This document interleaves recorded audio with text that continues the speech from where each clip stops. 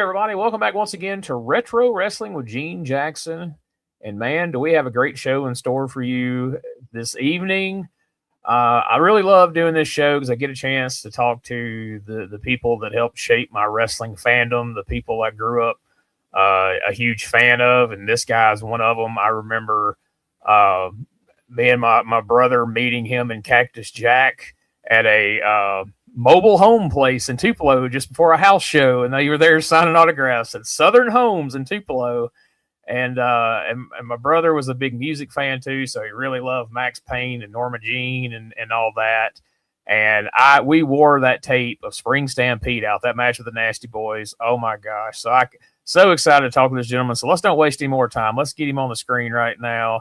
The one, the only, Mr. Maxx Payne. Max, how you doing, buddy? I am so honored to be here, brother. When I hear an introduction like that, how am I anything but enthralled to be here, brother? Man, I'm telling you, dude. Like I saw your career from Memphis when you first showed up in Memphis. No followed shit. It straight on through. You can't have been more than 3. You're a young guy. You ain't that old. So when you hit Memphis, I was born in 77, July of 77. So I was around 10 years old. Well, thank you. These HD cameras are killing me. Oh, they're killing me too. But yeah, man, I remember you showing up in Memphis and followed you all the way through to Man Mountain Rock. I remember us going to the Tupelo Coliseum and seeing you wrestle Quang against Man Mountain Rock there at the Coliseum. I remember wrestling Quang. Yeah. So, but before that, man, I've been studying up on you because, like I said, I saw most of your career, but I was kind of surprised to learn about you training in Japan and going through that whole process. Man, tell me how does an Iowa guy end up in Japan learning to wrestle?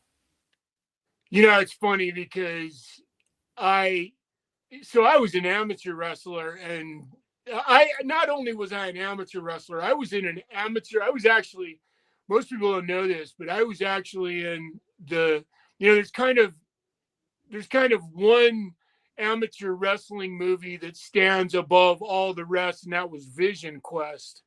Right. And before Vision Quest, there was actually a movie that Disney ended up buying, but ended up crushing, which was a shame, called Takedown.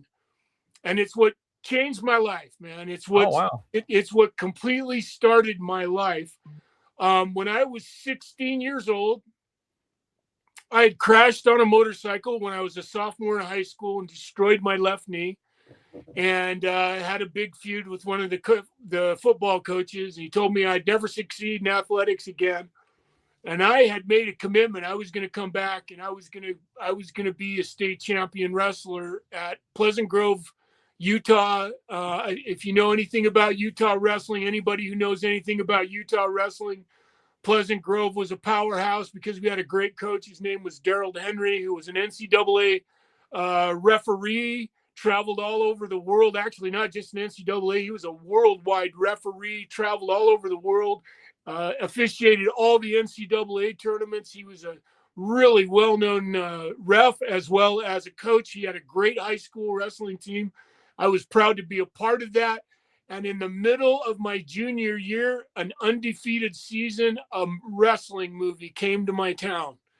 And I thought it was just going to be a bit part, but instead it was not like the major role, but like it was the major minor role, because I was the guy who inspired the team to become a team. I was the one that taught the principal into letting us have a wrestling team in this movie. So if you've never seen Takedown, I'm actually trying to get a bootleg of it onto the internet, because I just went to the 45th reunion of that movie.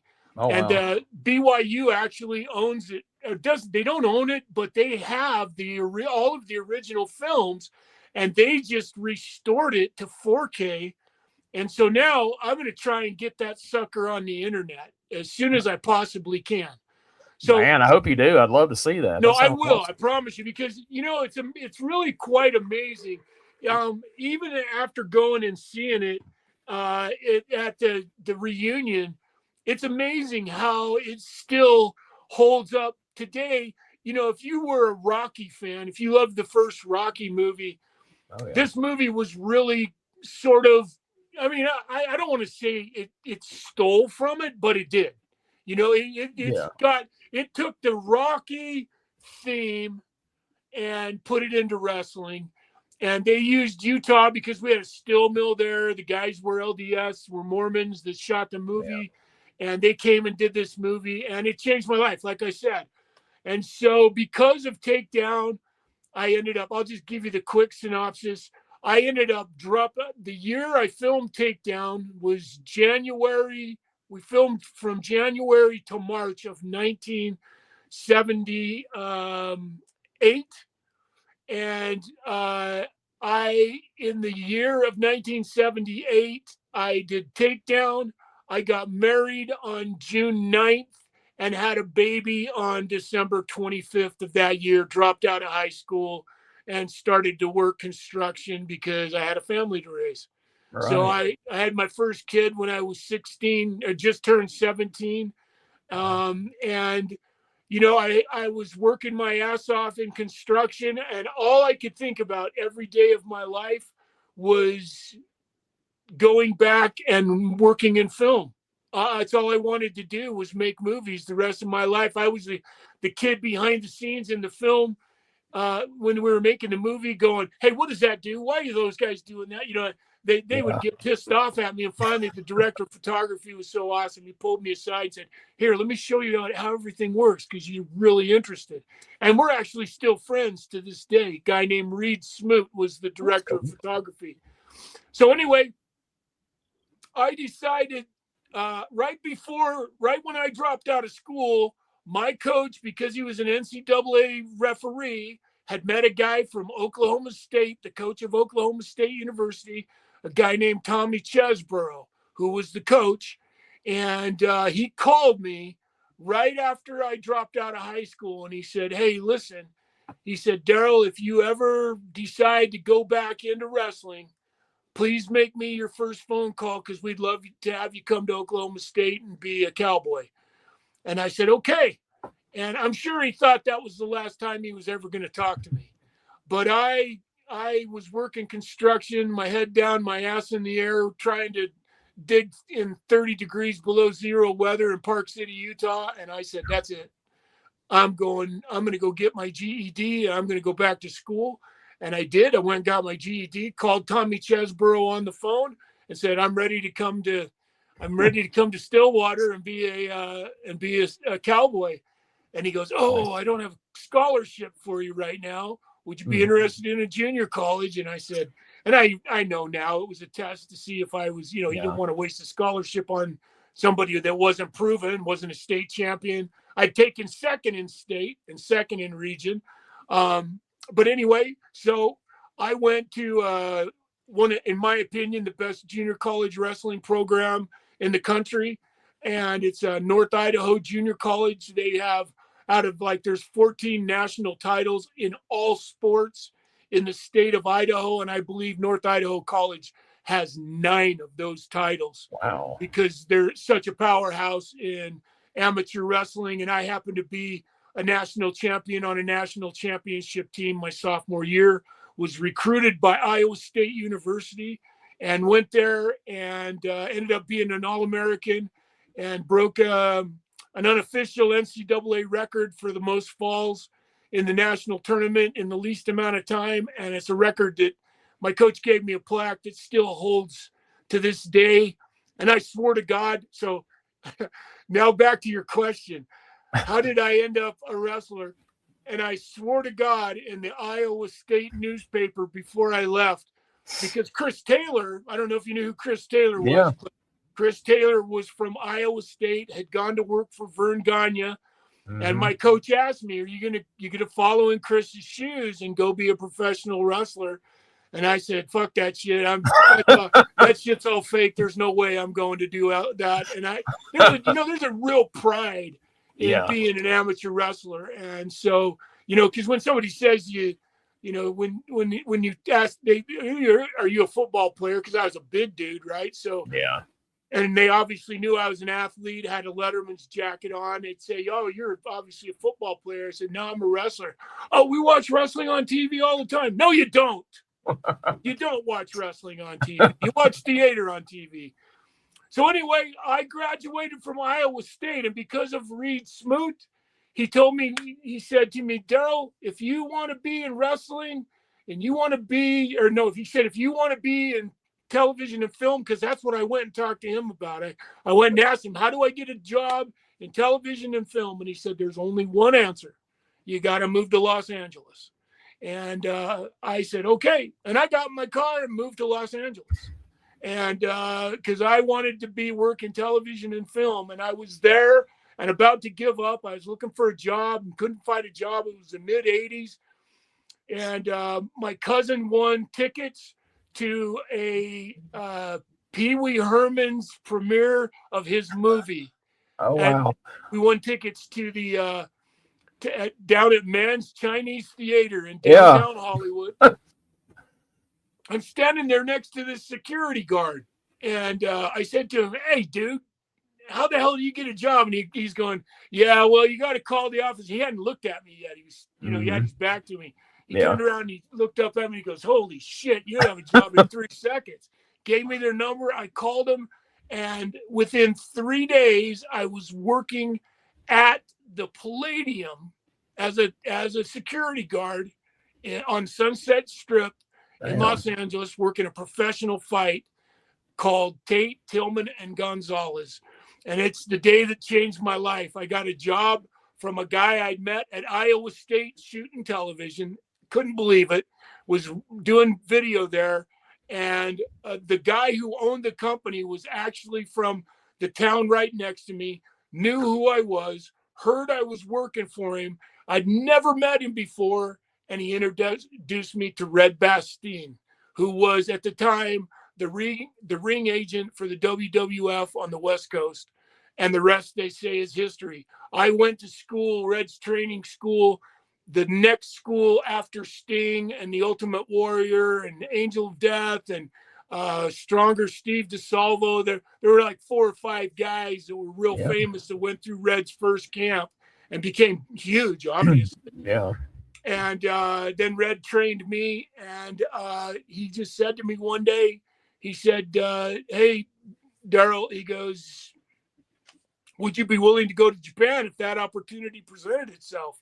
And I said, "Oh my God." And I'd actually wrestled a Japanese kid in a Japanese exchange. I actually didn't wrestle him. He stayed with me because I had to shoot the movie that night. So somebody else wrestled this guy that night, but I took him out. His name was Ando Messiah, and he was a Japanese wrestler who I ended up talking to in Japan when I went back to be a professional wrestler. But anyway, Red got me booked in Japan, and my roommate, when I left to go to Japan, I met him in Los Angeles, was Chris Benoit. Wow. Okay. So there's as fast as I could tell you how I made it to New Japan Pro Wrestling in a nutshell. That's what got me there. Wow. Okay. So did you wrestle on any like outlaw shows or anything before you went to Japan? Like after No. training? So that's your first experience in the ring. I got out of Japan. the training ring with Red, and I went straight to Japan, an absolute greenhorn. Wow. I'd never wrestled a match. So it was scary as shit, as you can imagine. Yeah. So these results on Cage Match are pretty accurate. Then is that around January of '87? Would have been your first matches over there? Over there in Japan? Yeah, I think. Yeah, that's probably right. Yeah. My first match was in the Sumo Palace with the Barbarian, and oh my God, that's one of those moments when you watch a match of that. Here you are. I've wrestled a total of 7 or 8 times, and in wrestling in front of 22,000 in the Sumo Palace. Yeah, right. And it was a scary moment, but we all had to start somewhere, right? Absolutely. And man, they meant business. I mean, you come in, you're beating Chono, Hashimoto. I mean, Black Cat. And I mean, I know these guys were all pretty young at the time too, but still, they were all dojo guys. I lived in the dojo with them. That's what was amazing. I'm very proud, and I'm the only one left that, excuse me, that lived in the dojo, went through the dojo system, and is still alive. Chris is gone. Brian Adams, he came on board. He didn't really go through the dojo system though. He kind of fluffed his way through. He didn't go what Chris and I went through. Chris and I went through hell. Yeah. They beat the living fuck out of us. And I remember, man, the first 2 weeks when I was in the dojo, I couldn't walk. I mean, we did free squats and push-ups. We used to do this thing where Black Cat would he was our trainer, and we would just do push-ups and squats for, it seemed like hours. It was genuinely an hour, and we did that before every match. And so I actually traveled with the Japanese guys in the Japanese bus, and the Gaijins, or the Americans, the foreigners, traveled on a separate bus. So I lived in the dojo and stayed with the Japanese crew, and the Americans, when they came, they stayed in the Kyo Plaza Hotel, and were given per diem and treated like foreigners, so to speak. Right. So yeah, it was a magnificent experience. I mean, if guys in the States had to go through that to get into the business, how many less wrestlers do you think there would have been in the United States? Because I mean, that sounded like just a tough way to go. I don't know that everybody could have done it. Well,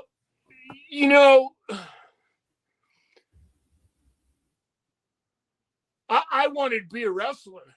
I saw what wrestling was and gave up all the pretenses of it being fake and all the bullshit that surrounded it, and saw how tough the guys I actually were meeting were, and the people that I met and loved. Like, I loved Red Bastien with all my heart. He was God, man, the guy. I built a cage for WrestleMania too. He put me, I started carrying jackets back very early on.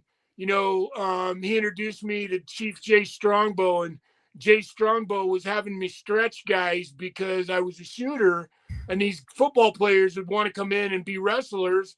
And so he took me out there, and he'd have me. This guy came from San Diego one day. He said, "Go stretch this guy in the ring." And he begged Red to let me go in the WWF then, and Red said, "No, he's going to Japan. Let him go get green in Japan. Then he can come back and go to the WWF." And I'm glad it worked out the way it did, man. But I will tell you, I left a pregnant wife with my only daughter, and the money was okay, but it was tough, man. It was a tough time in my life, and went to Japan and loved it. And I look back at that with nothing but fond memories. And from my understanding, like, I've got quite a few friends that worked regularly in Japan, and they said that, like, even like the fans, like just the people in general over there, had a lot greater respect for the business over there. Like, how over here, like, so many people, like you said, you would get the crap from people about, oh, that's that old fake shit and all that. But like over there, is it treated with like a bit of reference over there? Like well, they're impressed with it, right? Well, you know what the difference is, brother? I'll tell you, man. So this is something that you'd had to go through the dojo system to know this. You'd had to have been in Japan a long time to understand this. And I'm just fortunate enough to know the history of New Japan and the Japanese wrestling system, to know the story of why wrestling is so different in Japan. And the reason is, the Japanese, what Vince is doing now, what the WWE is doing now with Unreal, or with it's Unreal, it's called, right? Yeah. So they completely exposed the business. Well, 40 years ago, there was a guy named Tiger Mask, And Tiger Mask was like a legend.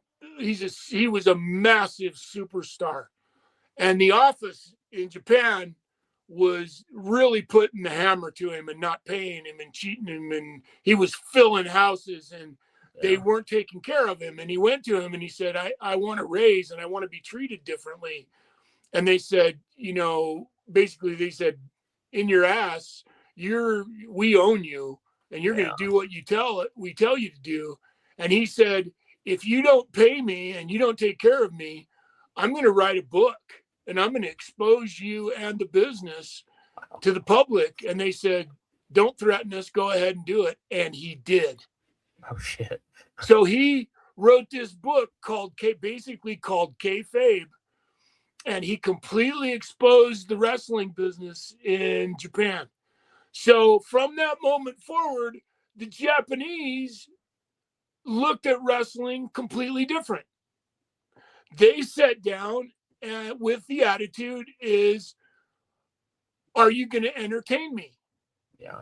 They didn't look at it like, it was a shoot and the guy that won was it was, okay, belts and all that meant something, but they looked at it more like kabuki theater. They looked at it more like a performance. And from that moment forward, it's always funny. Chris and I, we had to kneel for the first 9 months I was there. I was like this on ringside at every match, every major event. Chris and I would take the jackets back and all the match. We'd work out with the young boys, and then we'd go out and take the jackets back and forth and help with the ring and taking, we were just one of the young boys.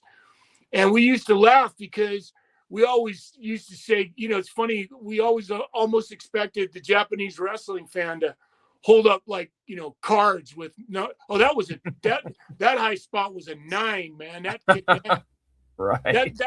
That's how smart of fans they were. So they were very smart fans and they looked at it completely different. And I think that's where when American wrestlers talk about Japanese wrestling, that's a part a lot of them don't understand where that came from and why. And that's the reason. Wow. That's wild. But yeah, you could always tell just watching it that they treated it completely different than American fans. Everything around it was different, Absolutely. So that's interesting. And that's why, because they after that book came out, they looked at it differently, and they never asked the question, is it fake? They already knew. Yeah. They'd already been told by the greatest wrestler, pretty much, they're, when you have Inoki and Giant Baba and, all the other great stars that came from both those offices. Yeah, there were great stars, but Tiger Mask was literally a phenom, Because Tiger Mask, wasn't he a comic book hero, like a pop culture icon? Exactly. Did wrestling come before that or after that? Well, I think it all started with his wrestling. Oh, okay. And that's the reason why he was so pissed, because he wasn't being compensated. Right. They were making all of the anime characters and shit, the books around him, and he wasn't, New Japan was making all the money. And he finally had enough, and he said, fuck this shit. Either pay me or I'm going to expose the business. And the Japanese just said, go ahead. We're not going to pay you anymore. So it would have been like if Vince would have just been keeping all the Hulk's money and Hulk would have been pumping out all that merchandise and not getting paid. He would probably done the same thing or something. Absolutely. Whatever he could find to do similar. That's a good comparison, because Tiger Mask has been compared to Hulk Hogan in Japan. He was that caliber of over in Japan. And so when he wrote the book and exposed the business, and what they'd done to him, the Japanese people were not very happy about that. Oh, yeah. As you can imagine, I can imagine so. And here's their hero being, bent over by the front office, and it cost the business heavily. He had a very profound impact on the business at that time. I can only imagine. So, I mean, all right, we all know how that story ends, but in this time period, when you guys are in the dojo and everything, What kind of guy was Benoit? I mean, clearly he wanted Oh, it just as bad as you did. I feel like y'all probably connected on that level, right? that's I've talked about this on several occasions. How do you rectify it in your mind? Yeah. How do you I mean, I literally spent I mean, we stayed in the same room for 9 months. We Yeah. lived in the dojo as roommates together for 9 solid months. And it was amazing. I mean, and Chris, I don't, I had, I owe a lot to Chris as well. Chris was incredibly good to me. Chris got me gigs. He got me booked. He was there at some of the most crucial points in my career, standing there right by my side. Um, and and and to this day, people still don't really understand what happened to Chris. Nothing can justify what he did. Nothing. Right. Right. But he was a very, very, very sick man. He had to, I've heard it said over and over and over again. They use his brain to this day to show what it means to have CTE. Chris had the most. They've said it. I just watched another special on them in Mr. McMahon series. They say it. He Yeah. had the worst case of CTE that they had ever seen. And thank God his father had the courage, because his father didn't understand what was going on either. Thank God his father had the courage to donate his brain to science so Yeah. that we could discover in the end what happened to Chris and the CTE he had. Um, Probably there were 3 or 4 guys that had a huge impact on changing NFL policy. And believe it or not, Chris Benoit was one of those guys, because his brain was one of the ones where they actually discovered the impact of this Yeah. horrendous it's not a disease, it's this horrendous infliction caused by chronic concussions. Yeah. And Chris, oh my God, I've never met anybody who was as reckless with his body as Chris was. Yeah. I personally, I could go on for hours about matches Chris and I had together, about shit that happened to us outside the ring where he hit his head. I saved his life one night. We were in a bar fight. I saved his life one night. Somebody tried to kill us and knock us off a bridge, and I was carrying him back to the hotel, and he fell and hit his head on the concrete. I mean, so I was there and witnessed a lot of Chris's traumatic brain injuries, man, a lot of his concussions. And he and I were just, I loved him with all of my heart. I hadn't talked to him for probably 5 years when he died, when it all ended. So I hadn't been in touch with him. But prior to that, when I was in WCW, he had a key to my apartment, and he would come and stay in my apartment whenever he wanted to. I didn't even question him. He could just show up and use my apartment like it was a hotel whenever he wanted to. And I Yeah. would come home from being on the road sometimes, and he'd be crashed out on my couch. Yeah. So I loved Chris, and it to this day it breaks my heart, because nothing I can say, nothing anyone can do can change the horrible way that he ended his life. Yeah. Yeah. I mean, that's the sad thing is, those last few hours are unfortunately going to define him, and people can't really talk about the good things he did without somebody going, yeah, but, Yeah, um, and but and it's just, it is what it is. sadly there can be no other way. Yeah. Sadly there can be no other way. When something that tragic and horrible happens, and somebody like Chris does that, there's no forgiveness for that. as a society and as a nation and as a people, that's just something that we're never gonna give you a second chance for that. Right. And that's the way it has to be, and quite frankly, that's the way it should be. But that Yeah. doesn't change my feelings for the Chris Benoit that I knew, because I never saw anything even close to that.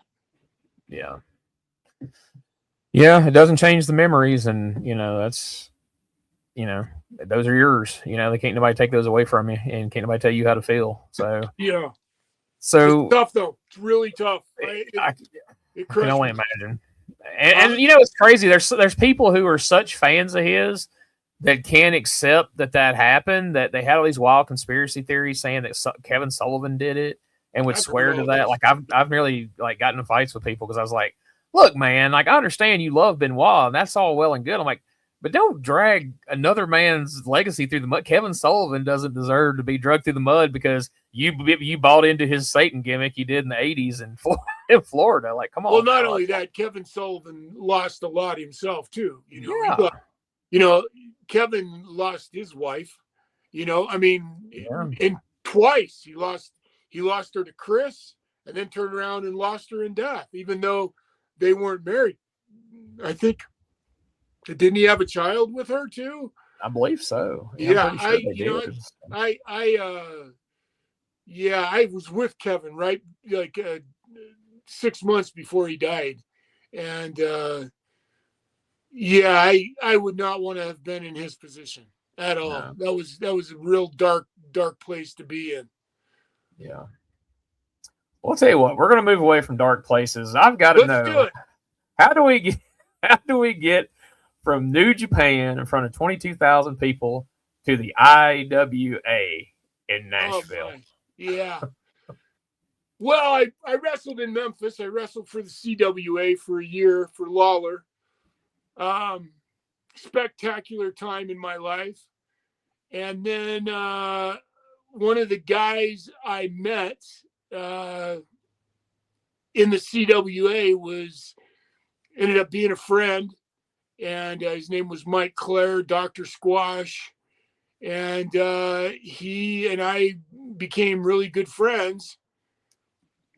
And he called me and said, "Hey, I've got some money, and we're going to put on our own wrestling organization." And he kind of fed me a line, talked me into coming down, and I was here already. And I was still trying to not be green anymore. I was at the point where I just wanted to work and do whatever I could. So I figured, I'm here. I ain't gonna make no money. I might as well do these shows and have fun and do what we did. And I don't regret the IWA either. I mean, that was a shitload of fun, man. And the guys I worked with, and amazingly, we did some stuff that was pretty cutting edge. I have a feeling Vince watched some of it, because we had a clown long before Doink ever came out. And Willie the Wrestling Clown, that was the name, right? Yeah.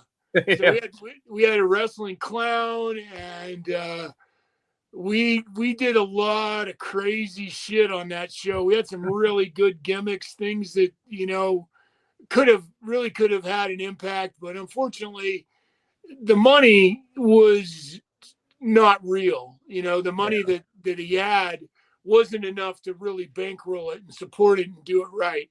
Had he had real money, supporting him, we probably could have competed, because at the time he had a television slot. Yeah. For a while he had that slot, and he just, sometimes you bite off more than you can chew. And, I was a part of that. And that's funny how, you do things and you think, oh, nobody will ever remember that. And God, it's still around. And then it finds its way to YouTube. There's if you're watching this, go to Armstrong Alley, a guy that calls himself Chris P. Lettuce. He has a lot of hard to find, unique stuff on his channel. And he's got, I think I don't know how many episodes y'all had, but there's at least like 9 or 10 episodes. I was going to say, I think there were 10 or something like yeah. that. I think he's got them all just about. So yeah, check that out. That's a lot of fun. Now, did that get you heat with Jarrett and Lawler that you were over there in Nashville? I was already done with them. Yeah. But I mean, did you go back after that? I did not. Okay. Yeah, I did not. I started my own territory actually after that in Utah because I couldn't find any place to work. I couldn't get booked. The business, Vince, that was right at the time that Vince had killed the business, man. All the small territories and the territories in the United States by the late 80s, they were all dead. AWA, the NWA, Portland was gone. If it wasn't gone, it was going. Bill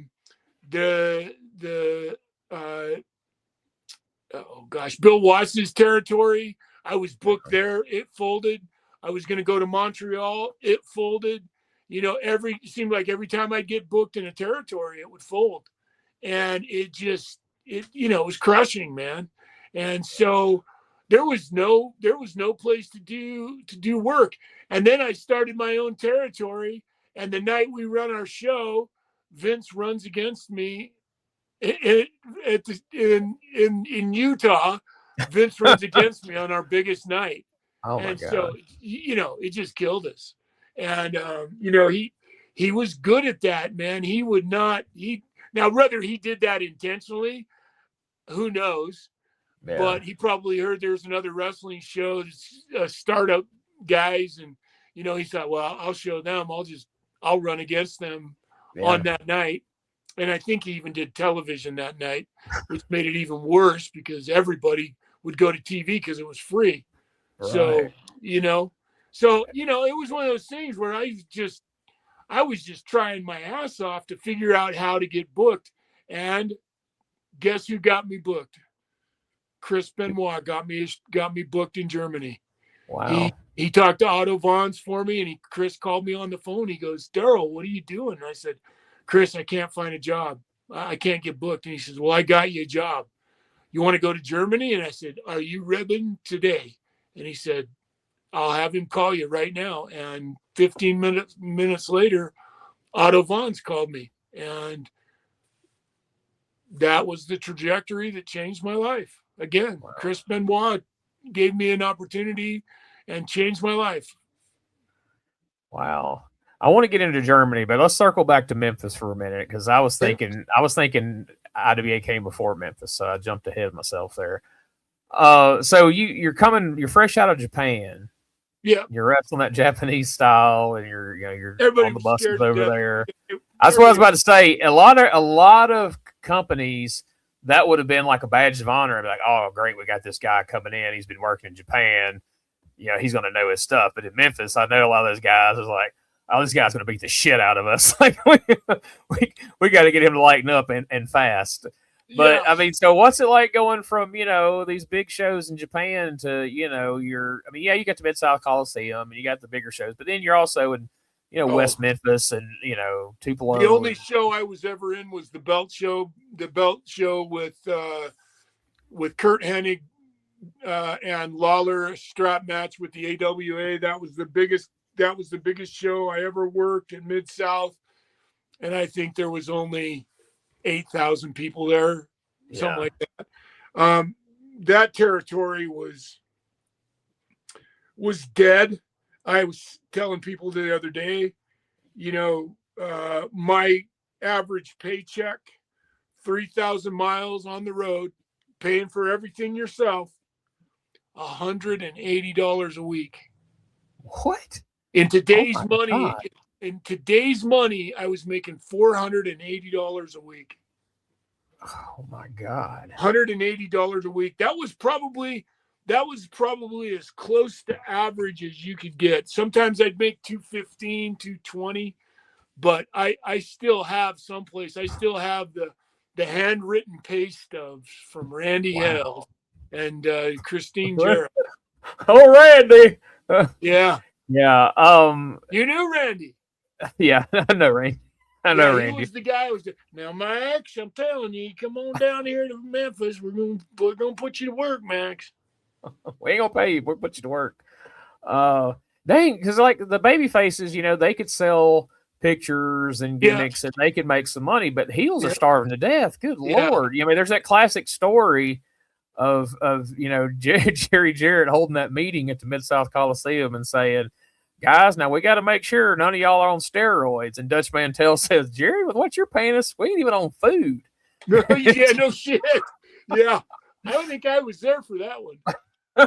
I think I remember that, to be honest. I think it applied for many years there. You could pretty much put it into drop it into any time period, and it's it's relevant. But but then, brother, I gotta tell you, wow, I have nothing but I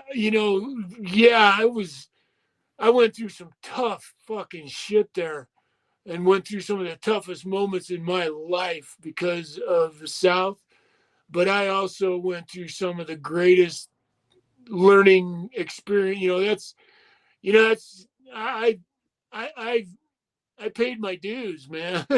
Yeah. I lived that life and I paid my dues. That's why when in my later life, when I was blackballed and turned away from the business, it was so crushing, man. When you work your ass off at the level I felt like I'd done everything the right way to try and to have that moment in the sun, so to speak, and to have it stripped away from you because 4 guys in the clique decided you weren't part of that world. It was pretty fucking rough.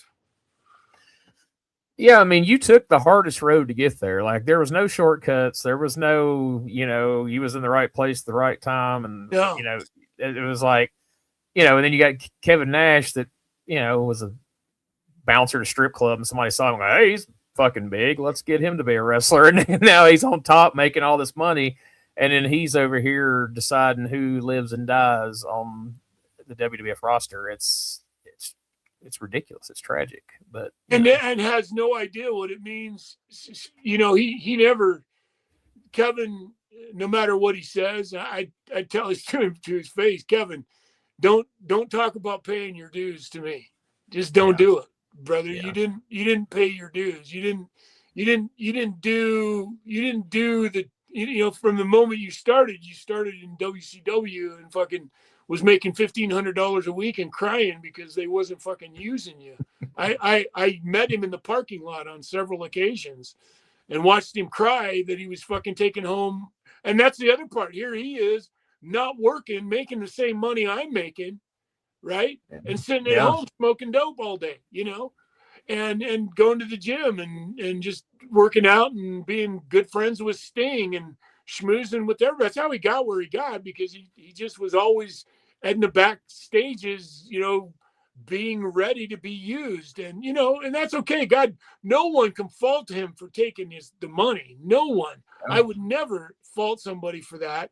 But, when you start destroying people's careers that have worked their ass off to get to someplace, it's pretty heart-wrenching, man. And the thing is this movie that I've made is eventually going to come out, and he doesn't pull any punches with me. He doesn't hesitate a second to tell me what a fucking piece of shit he thinks I am right to my face. And the videotape doesn't lie. So, I'm just that guy. I get it. I'm that guy that, why does the fat doofy kid have to be the one that comes up with, some pretty cool fucking ideas and be able to do a couple of cool things, and actually, has a background and all of that. Well, yeah, that was the case, but man, it was crushing. It was absolutely fucking crushing. I get it, because I was that kid. I was the fat kid that had the ideas and all that. I mean, I totally get that. I remember, like, I became a Maxx Payne fan the first time you stepped through those curtains in that studio. I'm like, whoa, who is this dude? Because you look different than anybody else on the Memphis show. The whole look that you had, everything about you. I was like, holy shit, who is this guy? Yeah. And so I followed your career closely from the time you got there, tagging with Gary Young and all that. But now, having talked to you and hearing how you came up, how big of a culture shock was that to go from the Japanese style of wrestling to the Memphis style of wrestling that you're suddenly thrust upon? What's funny, Gene, is that's the fucking hard part about my career. That what do I do about it? I mean, if I cry about it sounds like I'm a fucking just a boohoo baby. That I'm not that guy. I'm not going to sit around and cry because I never got the big push and never made it, because anybody that's at the top is going to go, yeah, well, he sucked, he didn't deserve a push. That they always have that as their comeback. That's what they're going to use, right? Yeah. He's a fat guy, he was no good in the ring, he was out of shape, whatever. That's fine. But every organization I ever went to fucking hated my gimmick. Hated it. When I was in Japan, man, and I couldn't understand how they wouldn't fucking like it. The Japanese kids love Alice Cooper and Motley Crue and fucking dark metal. I could not, man. And when I told the Japanese I was going to do Maxx Payne, that's what cost me.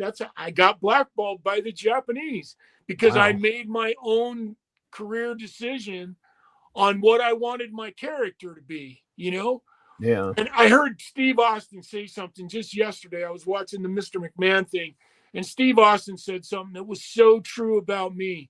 He said, the guys that make it on top were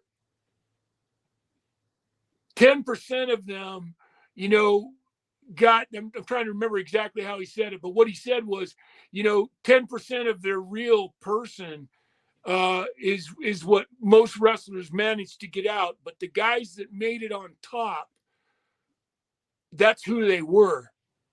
Right. Deep down in their soul. The Rock, Taker, fucking Bret Hart, Macho Man Randy Savage. It wasn't a fucking gimmick to them. It's who they were at their fucking core. Yeah. They didn't have to switch characters to fucking be in character. That's because that's who they were. And I am like, even when I'm telling you, even when I say the name Daryl to you now, I'm not Daryl. I never have been Daryl. I've always been fucking Max. I told my mom, I'll never forget when I told my mom I hated the name Daryl. She said to me, well, what would you change your name to? And I said, well, I don't know, but when I fucking figure it out, I'll let you know. Ironically, it was the dog from fucking The Grinch Who Stole Christmas. That's it. No, but the funny part is that's the part, for some reason, that dark part of rock and roll wrestling didn't want, and that's why Taker was so successful. He wasn't about rock. He was the dead man. So he got to use the black without being the black. You know what I mean? Right. Without he was very successful. And you know this. He followed me in Memphis as what? Yeah, the master of pain. The master of pain. Yeah. So, Taker, I'm not asking more. I'm not asking for any fucking, credit from Mark. God damn, Mark's fucking Taker. He's a fucking, as far as I'm concerned, he's blows Hogan out of the I was the biggest mark for Taker that ever walked the fucking planet. In fact, all I ever wanted to do was work with Mark and fucking get in the ring with him and, be a partner, play fucking music, write him a fucking song, go to the ring playing fucking music that I'd written for him. And I somehow just really pissed people off. And, it's just who I am. I'm a strong-willed character, and and I could actually play the guitar, and I think that pissed some people off because, I don't know, I'm speculating, but when I got blackballed, and part of the reason I shot the movie that I shot was to prove that wrestling crowds would accept me playing the guitar. All I ever wanted to be was like the fucking Paul Schaefer of the wrestling business. I wanted to be the guy, but unfortunately the WWF had a guy that fucking went out of his way to kill me. Jim Johnston. He fucking absolutely set forth from the very beginning to bury me, and did so very, very eloquently. They wouldn't let me play my own music on the fucking promos I was doing. None of the fucking background tracks. I had my own fucking recording studio and recorded my own music, and they wouldn't let me fucking use that. They made me use Jim Johnston's stuff. And the only regret I have looking back at it, and this is one of the things Stone Cold said, is until Stone Cold told Vince, fuck you, I'm doing me, and until you let me do me, it's never going to work. That's what happened. And I tried that, but unfortunately, Sean and Nash and Hall had way too much power. And they set forth to fucking bury me, and they did. And Triple H in the movie wastes not a second looking right in the camera. And what's ironic is when the movie comes out, because it's going to come out someday, no matter what. Whether I'm alive or dead, that movie's going to fucking hit the ground one of these days. And because of what it is, guys like you and real wrestling fans that have been around for decades, they're going to fucking eat the shit up, because what Unreal's doing right now, I did that fucking 35 years ago. Yeah. I took the camera backstage and exposed the business, because I believed, and I wasn't exposing it to fucking be a dick. I was showing you what these people were like behind the scenes, because their fucking lives were interesting. And that's what I wanted to be, was the TV producer fucking showing these people, drop the kayfabe. I fucking hated kayfabe. Drop the kayfabe shit. Fucking expose the business and let people sit down in their fucking seats and willingly suspend their disbelief and fucking enjoy the show, Yeah. And like you said, when I went to Memphis, man, the first thing Lawler did was paint fucking 666 on my forehead and sent me out there, and the fucking Bible Belt went nuts, man. Yeah. And, it actually, things started to work a little bit, but he got scared because fuck, man, the churches were fucking calling him and bitching, and he was fighting the Bible Belt, man, and he crossed the line with that with me. But in the end, it could have been saved if he would, if we really would have, wanted to do that. But I had something happen with Lawler that, I just had these fucking moments in my career where shit would happen to me, and it went the wrong way with the right people. My career went the wrong way. And what do you do about that? Yeah. Nothing you can do at that point. It's crazy. Like you said that about what Steve Austin said, and it's so true. Because I remember I was at a WCW house show in Tupelo in 94, 95, something like that. When he was he's Hollywood Blonde. Yeah, he's Hollywood Blonde. He's stunning Steve. He's wrestling Hacksaw Jim Duggan in a house show match. And there's this guy in the front row just yelling and cussing. He's got this big pot leaf on his shirt and everything, and he won't shut up. And Austin, a couple times, Austin's like, settle down, buddy. And even Duggan was like, hey, calm down. And he just kept on. He kept cussing. There's all these kids around. And finally, Steve Austin rakes Duggan's eyes, snapmares him over, and rolls out of the ring. And he comes over the rail. And me and my little brother were like 2 rows back. And he comes over and he's got his head bobbed like this. Let me tell you something, son. If you don't sit your ass down, I'll come over this rail and I'll whoop your ass all the way up them steps and all the way back down and all the way out the front damn door. You understand me, son? And that guy's like, whoa, hold on. He's like, sit your ass down and don't you get back up. And the guy's like, okay. And the whole crowd popped. He's the big heel in the crowd. And the crowd pops. I was like, holy shit, where's that guy been? And then you fast forward 2 or 3 years later, and when Stone Cold pops up on TV, I'm in college, and my brother calls me, and he's like, he's him. That was really him. That's the guy we saw break loose in Tupelo. And like you said, then he just exploded from there. And that's all it took. So I mean, and that's what's hard about my character is they didn't want that. no. They didn't want me. They didn't want the guy that could play the fucking guitar and fucking, you know, man, I went out there in front of so many house shows, and you know, they just fought everything about me tooth and nail. Fucking Bischoff fucking hated me. And I just, you know, no matter what I fucking did, he came and watched me play with my band. He came and watched Brian sing. We did a thing in Atlanta when I'd written all my songs. I built my recording studio, and Eric came with the top brass in the WCW, and Eric looked me right in the eyes and says, "Yeah, I'm not going to do this. You're going to have to go to Vince." And within 3 months, I was fired and on my way to Vince. But Vince wouldn't let me do it either because the clique wouldn't let me do it because they, for whatever reason, they just hated everything I stood for and didn't want nothing to do with me. And you know, it's so funny. I had one of the most horrible experiences in my life at Madison Square Garden, and I should have said no, and I didn't. You know, they put me out on the stage with fucking inferior equipment, and it was horrible. And it's the only time I ever got booed, and it was because of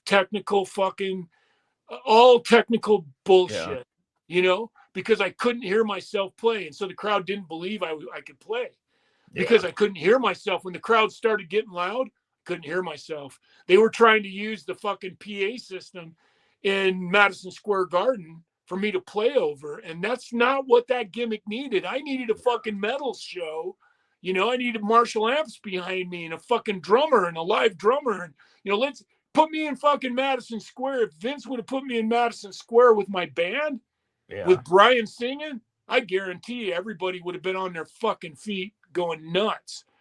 But they never got me to that. And believe it or not, I'm going to tell you, this is going to evoke, I don't know how much you've studied about me, but the biggest killer of my career was the rock star Steve Miller. I've heard you allude to that, but I've never heard the story. I haven't ever heard what that's about. I'm super curious about it. I've heard you mention it a couple different times now, but I've never heard the actual story. It's a long one. Hey, I mean, if you I got time if you do, brother. We'll return after these messages. Relive the glory days of Memphis wrestling with the Retro Wrestling Review USWA podcast. Each week, we go back in time to review USWA Championship Wrestling from the 1990s, episode by episode. Join us for watch-alongs, behind-the-scenes stories, and exclusive interviews with people who were there and lived it. Whether you grew up watching it or you're discovering it for the first time, this podcast is your ringside seat to Memphis wrestling history. It's all a part of the WrestleCopia Podcast Network. Listen now at uswapodcast.com. If you love old school wrestling, the Retro Wrestling Archive Patreon is where the real treasure is. Get early access to all your favorite Retro Wrestling Archive podcasts and articles before they hit the public feed. Unlock exclusive Patreon-only shows, watch-along videos, and bonus content you won't find anywhere else. And coming soon, the Retro Wrestling Archive Google Drive is expanding in a big way with even more classic wrestling footage, rare media, and archival material for true wrestling history fans. If you're serious about preserving the history of the territories, this is where you belong. Join the Retro Wrestling Archive Patreon today and step inside the archive. I knew I had an album in me, and I wanted to write this album. And so because I wanted to be the world's first, I mean, the whole point behind Maxx Payne is I wanted to be the first legitimate rock and rollin' wrestler. I so badly wanted to fucking meld those two together. And I got pretty fucking good on the guitar to the point where I could play my own ring music and I could play other shit. And I had this time in Germany to expand and expound on this character. And so when I went to the WCW and signed my contract with the WCW, when I played the national anthem on February 14th at the Super Brawl in Asheville, North Carolina, or is it South Carolina? No, it's North Carolina, Asheville, North Carolina. Yeah. You can watch the crowd they start out booing me because they'd already advertised I was a heel. Mm-hmm. But now you can literally watch the crowd go, holy fuck, he's playing, and put their hands over their hearts and go, oh my God, man, this fucking dude's really playing the national anthem. Yeah. So I played the national anthem and the crowd fucking went nuts. Jesse went nuts. And if any promoter, if Bill fucking, imagine if while I was playing the national anthem, that Cowboy Bill Watts would have said, Vader, you get your fucking ass out there and go smash that guitar to 1,000 pieces. I'll pay Max. I'll fucking fix it. But you go fucking knock Max out and you go smash that guitar to bits in the middle of the national anthem. Imagine the money we could have. Man, yeah. Imagine the fucking instant heat that Vader and I we could have ran all over the fucking country and just fucking destroyed it. Because I loved Vader. I loved Leon, and I loved working with him because I fucking ringsided him at Japan, man, when he came as fucking the whole game. That gimmick was created by the Japanese. The whole Big Van Vader gimmick was created by the Japanese. The whole big fucking apparatus that he used to, that he had, all done by New Japan Pro Wrestling.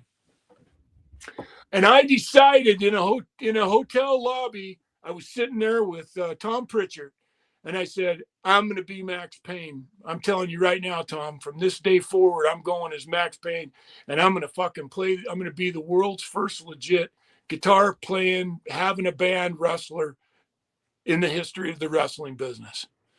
And he goes, God damn it, go do it, Max. Go. You know, he was right behind me. So I went home after that tour and I fucking played my ass off. I studied harder on the guitar than I ever had. The new Metallica album, the Black Album, had just come out, and I learned how to play all the songs on that album. Fucking Sad But True, Enter Sandman.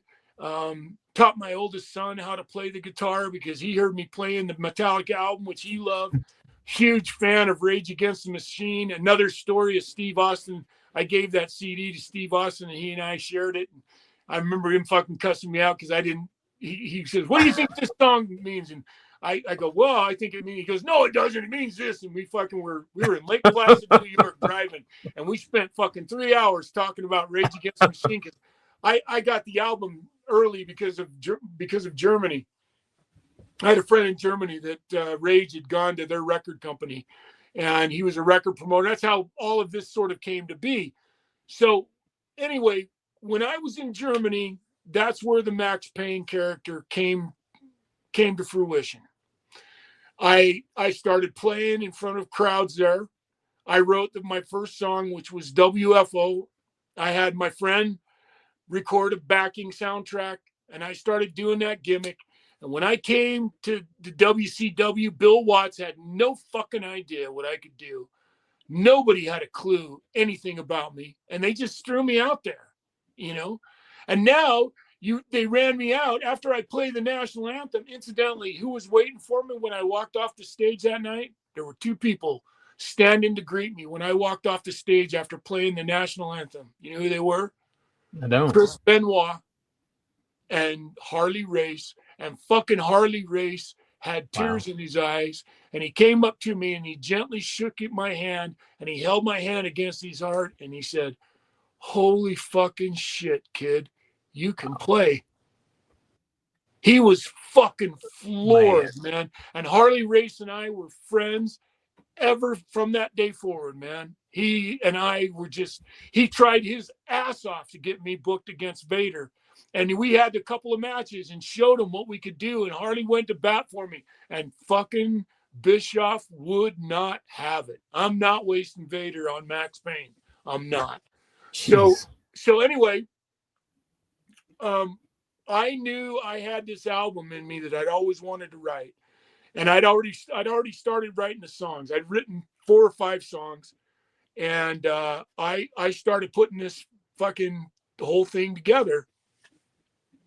And I had a friend. Remember the friend I told you about from the IWA, Mike Clare's Dr. Squash? Yeah. Well, he's a hell of a musician, and one hell of a musician. Trained with Chet Atkins, Keith Whitley. He was the real deal as a musician. Yeah. I have a friend that I grew up with and went to high school with. Actually, I've known him since 4th grade. His name's Nathan Carroll. He's in a Led Zeppelin tribute band called No Quarter. They're out of Seattle, and they're fucking amazing. And he still plays, and he plays in a Led Zeppelin tribute band. That tells you what kind of a fucking drummer he is. Yeah, no doubt. So now I have a drummer, and then I had the third man, because one of my best friends in the world was Nick Patrick, who was a hell of a guitar player. And really? He and I jammed and practiced together all the fucking time. So now I had the bass player, I had my guitar player, I had my drummer, and Mike played the keyboards as well. I played the keyboards as well. All I needed was a lead singer. And one day we were in a little fucking house show in Alabama, and I'm fucking standing in the shower, and I fucking hear this angelic fucking voice, and I'm talking a fucking blues hardcore, goddamn, that great blues growl voice coming from the fucking shower. And guess who it was? It was Brad. I was just about to guess. I was like, I bet it was an Armstrong. It was either Steve, Brad, or Brian. It was Brad Armstrong. Wow. And I said, Brad, holy fuck. And I started negotiating with Brad right there on the spot. I said, dude, come and be the lead singer in my band. You're perfect. This is exactly what I need, man. You're the fucking guy. And finally I talked him into it. And I had an agent, and a fucking whole thing came to fruition.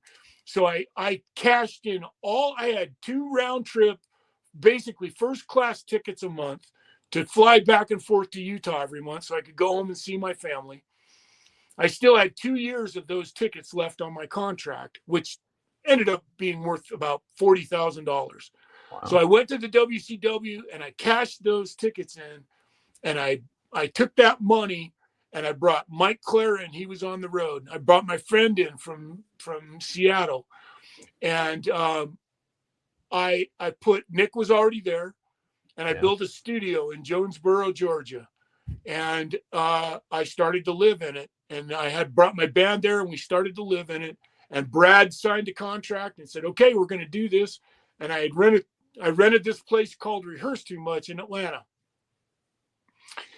And Brad was supposed to, man, we were all fucking so excited. So here's all 4 of us sitting in fucking Rehearse Too Much, getting ready to fucking do this show, or getting ready to start practicing these songs and putting them together so that we could fucking put this album together, because I was in fucking writing mode like hell.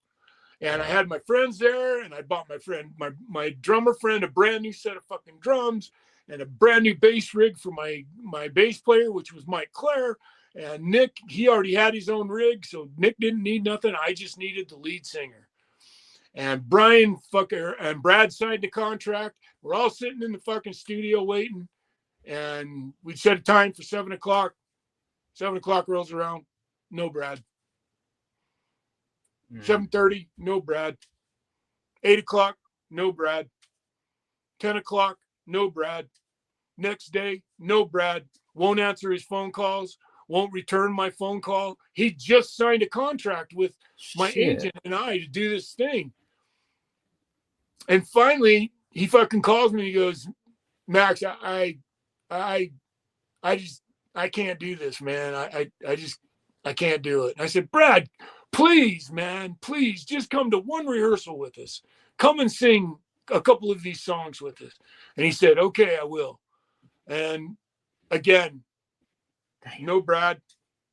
And my phone rings, and there's a voice on the other end. And he says, Max, you don't know me, but this is Brian James. I'm Brad's brother. And he said, I'm sitting down here with Tex Schlesinger at the Outback Steakhouse.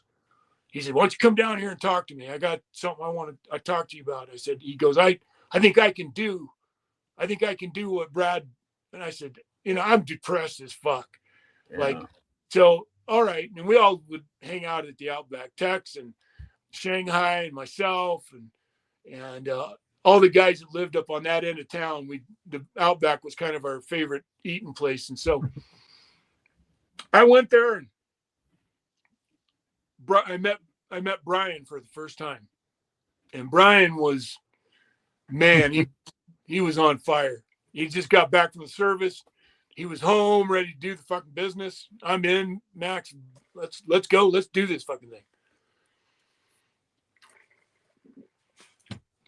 I said, why don't you come to my house right now, and I'll give you the words to these songs this song that I've written. I want you to sing it.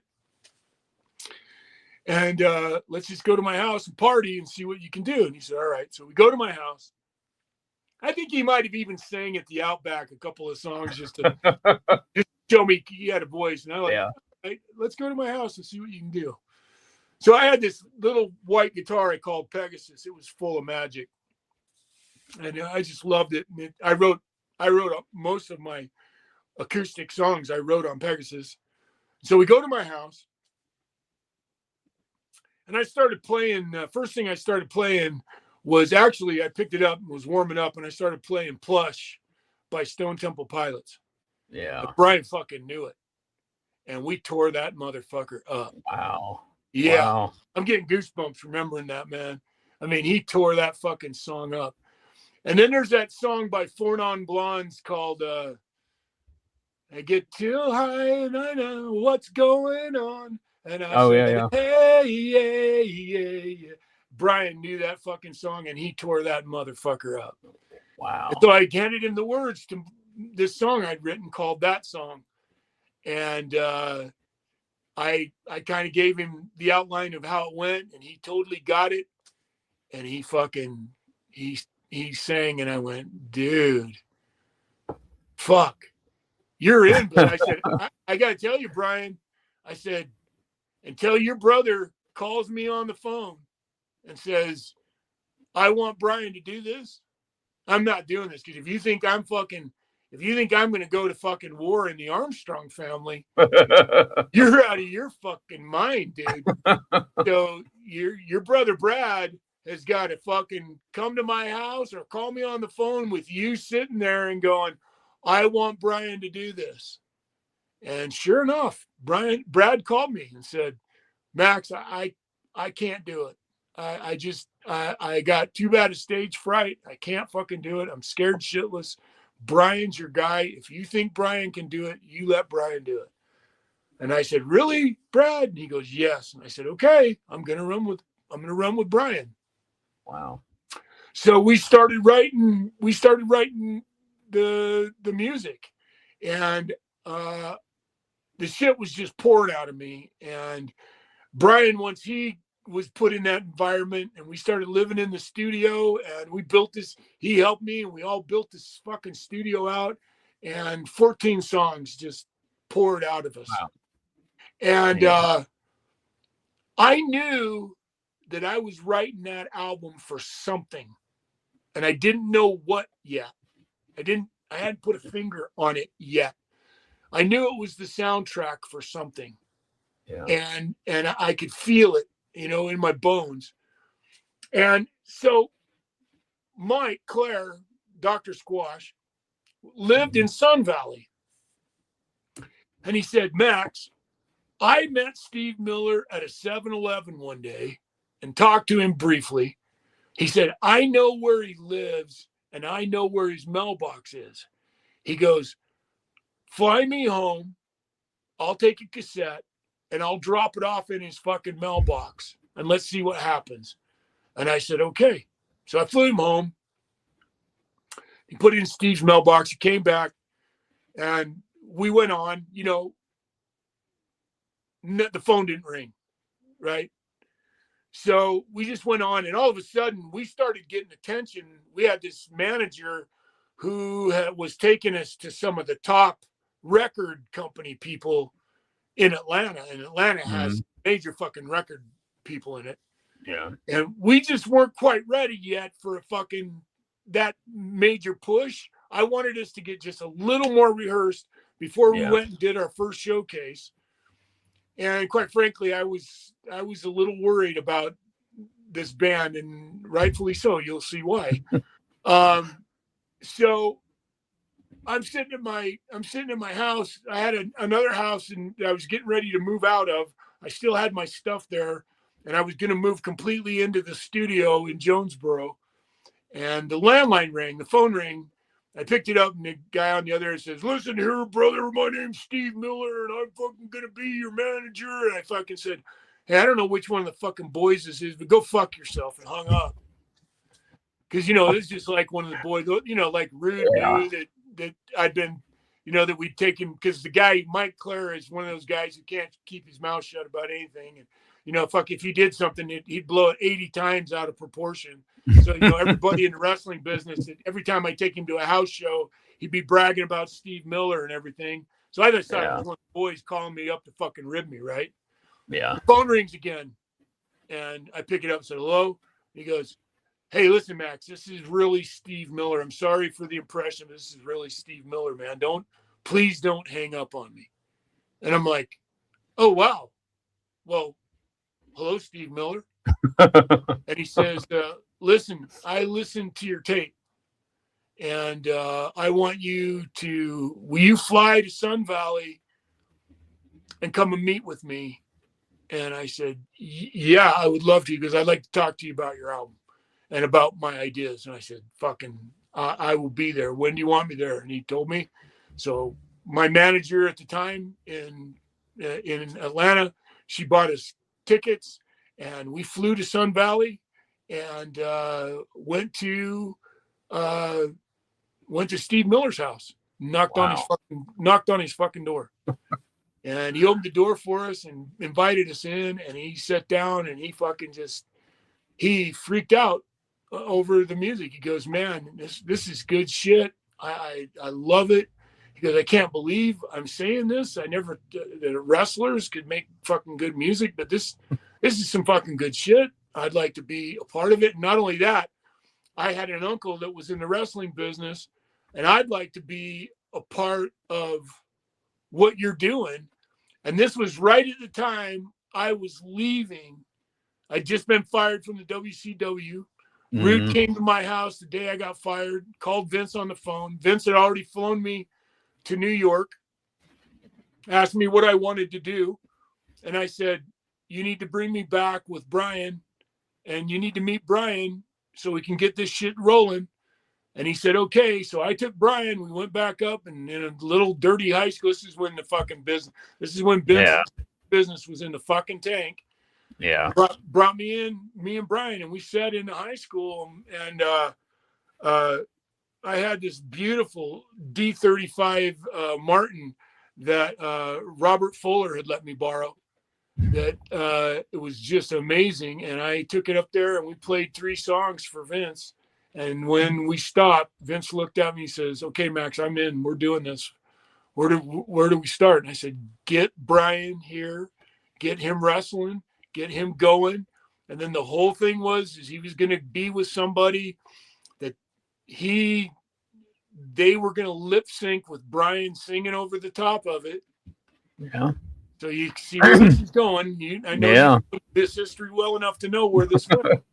Yes, sir. We're gonna have him sing this song, and he's gonna be the voice behind it, but somebody else is gonna say it's theirs. And then Steve Miller said, "I want to be your manager." He's gonna come and be my lawyer.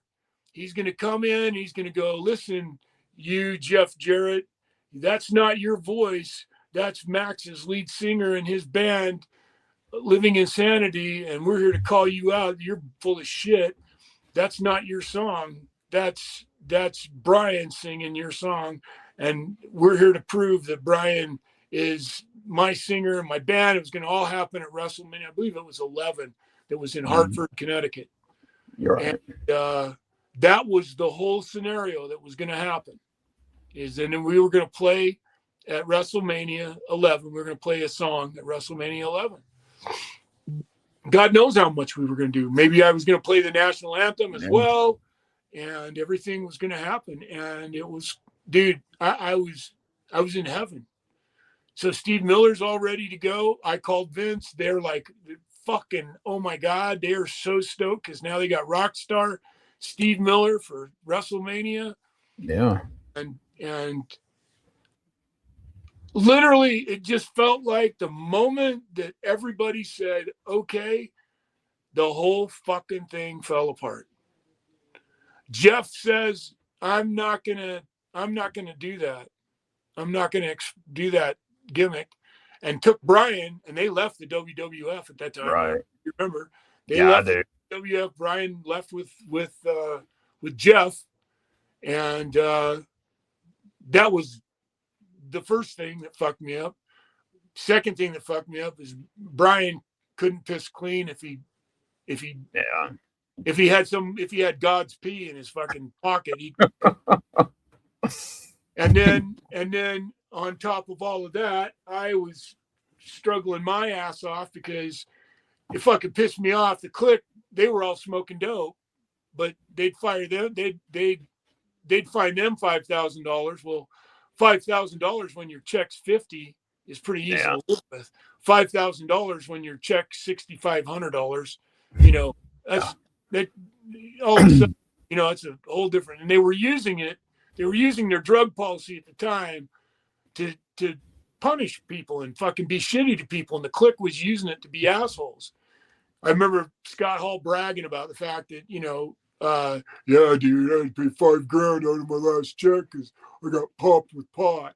It's like, dude, that's so hard when you're starving. And anyway, so the whole thing started to go down, and they finally called. They were trying to desperately save this. And somehow they'd made a negotiation. I don't know with Jeff or what, but J.J. Dillon called me and said, okay, Vince is ready to go.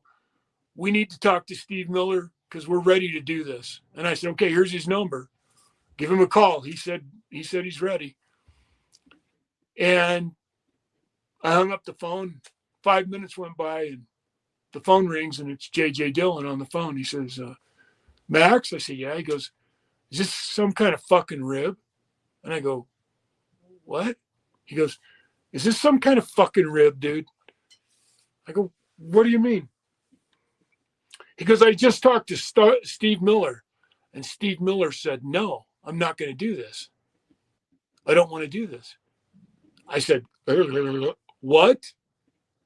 He goes, Steve Miller's not going to fucking do this. He doesn't want anything to do with wrestling. I said, are you fucking kidding me? What do you mean he doesn't want anything? He said, give me 5 minutes. So I called Steve on the phone. I said, Steve, what's going on? He goes, yeah, I talked to my record executives, and they think it would be a really bad move for my career to be involved in wrestling. I said, Steve, you just divulged to me that the biggest thing you hated about your record company is they're not fucking promoting your album. I said, do you realize, dude, you're going to introduce yourself to a brand new audience of people, and you're going to have your record sales and your new album. You can promote all of that through Vince.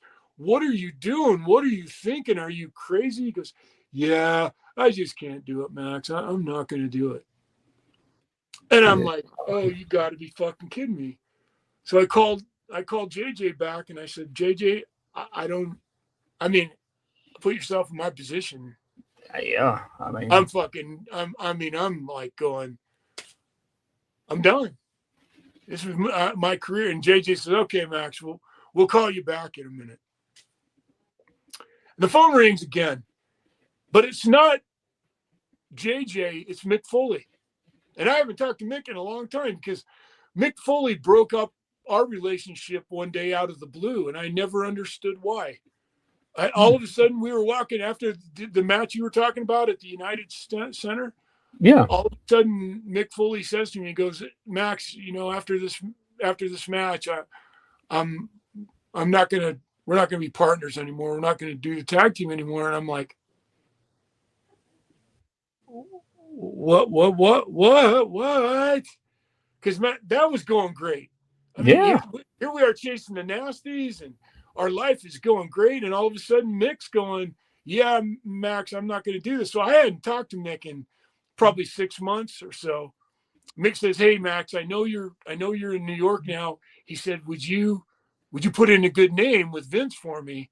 And I said, "You know what?" I said, "Honestly, you do not, Mick. I'm sorry, brother. I would help you out in any way possible, but you've got to know, brother, that you don't want my name attached to you right now.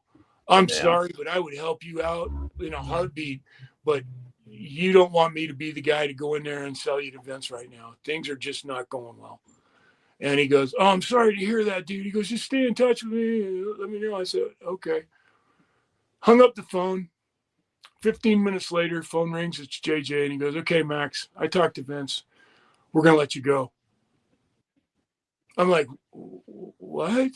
He goes, "We're going to let you go." I said, "Man, you got me booked on this Full Metal tour in Europe." And I said, "I'm going to go and play, and all this shit's going down. You're just going to abandon me just like that? You're just going to turn your backs on me just like that?" And he goes, "Yeah, Vince is just so unhappy with the fact that Steve Miller said no. He just thinks you lied to him." And I said, "I didn't lie to him. You know, he told you that I talked to him. He said he was going to do it. I can't change it. He changed his mind at the last minute. Let's." He goes, "Nah, you're done. We've had enough. We're done playing." So as you can imagine, here I am sitting in fucking an asshole fucking Holiday Inn in New Jersey, out by the Newark airport, all by myself. And I've got this thing called a Campylobacter. I'm sick as a fucking dog. I'm miserable from top to bottom. And my whole life just fell apart. And so I asked Vince in Madison Square Garden. The last time I was in Madison Square Garden, I went up to talk to Vince in his office there. And I said, "Vince, I've got this idea for a reality show. Can I take my camera with me behind the scenes on the next tour we do?" And he said, "Yes." And I said, "Okay, I'm going to take it with me, and I'm going to shoot video." And he said, "Okay, that's fine." So I called JJ back and I said, "JJ, I said, you've already got me booked on this tour. Let me just go on this tour and show you what I can do. Give me one last shot at showing you what I'm capable of doing." He said, "Let me talk to Vince." He called me back and he said, "Okay, Vince says you can go. But when you come back, we're done with you." I said, "Okay." So I took my camera with me, knowing full well that if I didn't prove to Vince that crowds were cheering for me, that I was finished. Yeah. And so I took this camera with me and I shot this video of literally my last hurrah in the World Wrestling Federation. And they weren't going to let me play at all. The Clique had won. They weren't going to let me play in front of a crowd. And had it been for Owen Hart not spraying cologne in Louis Muccioli's eyes, in Rad Radford's eyes, and Louis's eyes swelled shut and he couldn't fucking work. Had Owen not sprayed cologne in his eyes, I would have never played in front of a crowd, because they came to me that night and they said, "Okay, we're going to do a battle royal. Max, we're going to do this and you're going to blah, blah, blah." And I said, so I pulled Tony Gurria aside and I said, "Tony," I said, "you do realize that there's one guy that can give you 15 minutes without an opponent, right?" And he goes, "What are you talking about, Max?" I said, "Tony, why don't you just let me go play? I've got everything with me. You guys were supposed to let me play anyway. You've not let me till now. Why don't you just let me go play for 15 minutes every night? I've got 2 songs. I'll go out and do a little improv fun, just get people on their feet, and let them hear me play a little bit before I do my songs. And I said, I'll give you 15 minutes without an opponent. Yeah. He goes, well, let me call Vince. I'll call Vince. I said, okay, call Vince. So he calls Vince and he comes back and he says, okay, Max, Vince says you can play. And so from that point forward, I played every night, first match every night for 15 minutes. And you can hear, the videotape doesn't lie, but you can hear for yourself the reaction of the crowd is fucking ridiculous. And every night I'd walk out and Kevin Nash was standing there looking at me. And one night he says to me, yeah, this fucking shit just ain't going to work, Max. And I go, are you not hearing what I'm hearing, Kevin? Because that's cheers of do it again. They're saying they like me, not that they hate me. They're not booing me off the fucking stage, dude. He goes, yeah, this shit just doesn't work, though. It just doesn't work. And the great thing is like I said, someday everyone will get to see for themselves that I'm telling the truth because the videotape doesn't fucking lie. I had one of the ring boys that was there. And I asked him if he'd shoot the video for me, and he shot the video of me in the ring every night. So now that's how Steve Miller cost me my career. Wow. So now, here's the cherry on all of it, Gene. And I'll send you a link so you can see this for yourself. Because Awesome. I would like you to spread this around, and once if you tell the story and you send it out there, because I love Mick Foley, and to this day I still don't understand what happened, and I always thought we were just such a fucking great tag team together, and we just had such a great time together, and I've never understood what happened. And I'm standing in my backyard, and this is probably 2000. I think it's 2005. It says the date on it's 5 years after. It might have just been 2000, 2001-ish. 5 years after my career had ended. And the phone rings, and my daughter comes out. I'm standing in my backyard, and she goes, Dad, Mick Foley's on the phone. And I'm like, what? She goes, Dad, Mick Foley's on the phone. I said, Dad. She goes, Dad. And I'm going, okay. But I go over. I picked the phone up and I said, Mick, oh my God. I'm so, because I was ecstatic to hear from Mick. I had not heard from him in five fucking years. I had just been crushed. What did I do to Mick? What did I fucking do here? Why did he abandon me? What did I do? I read his book, and he actually said in his book in Have a Nice Day, Max wasn't very motivated. That's all he said about me. And I just I'm like, not one story about you and I on the road and me turning you on to Tori Amos, and none of the fucking amazing promos we cut together, and just nothing, I'm like, wow, he really, really dislikes me, and I don't know why. So he says to me, I'm saying, Mick, oh my God, how's your wife? How's Colette? How's your kids? How's Dewey? How's Nicole? He's like, Max, I just need you to shut up and listen. And I'm like, wow. So can I just at least add? He goes, no, I really have something I need to say to you, and I need to get this out right now because I've been harboring this for a lot of years, and I need you to just listen to me. And I'm like, okay, Mick. He goes, I ended our relationship because I thought you're a liar. And I'm like, what? He goes, I always thought you were just the most incredible liar. And I'm going, well, what do you mean, Mick? He goes, Max, shut up and listen. He says, for the last week, I've been guest hosting the Jimmy Kimmel Show. And he said, I was bound and determined to go on the Jimmy Kimmel Show somehow. And somehow I've always wanted to disclose what a liar you was, that you knew Steve Miller, and that you were going to do business with Steve Miller in the WWF, that he was going to come on board with you, and that you were just so full of shit. He goes, I have always wanted to disprove that. And he goes, guess who one of the musical guests was on Jimmy Kimmel? I said, I don't know. I'll just take a shot in left field. Steve Miller? He goes, yeah. He goes, so I went out that night and I could not wait to prove to the world what a bold-faced fucking liar you were, that you didn't know Steve Miller. And that everything you told me about Steve Miller coming on and the things you were going to do in the WWF, what a fucking lie all of that was. And I said, how'd that work out for you, Mick? And he goes, you already know. He goes, I got on there and set forth to bury you. And he said, Steve Miller sung your praises like you can't believe.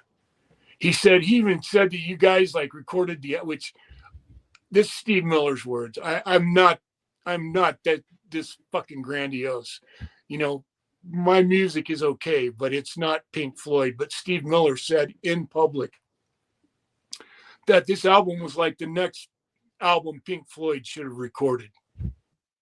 I'm like, shut up, Nick. He goes, no. And I'm going to send you the clip from the show. So I want you to see for yourself. And he said, I just wanted you to know that Steve Miller had stood up for you. And I said, okay, thanks. He goes, yeah, give me your address and I'll send you the clip. And I said, okay. I gave him my address. And the next day I got a FedEx of the clip from the Jimmy Kimmel show of this interview with Mick Foley. And I'll send you a copy.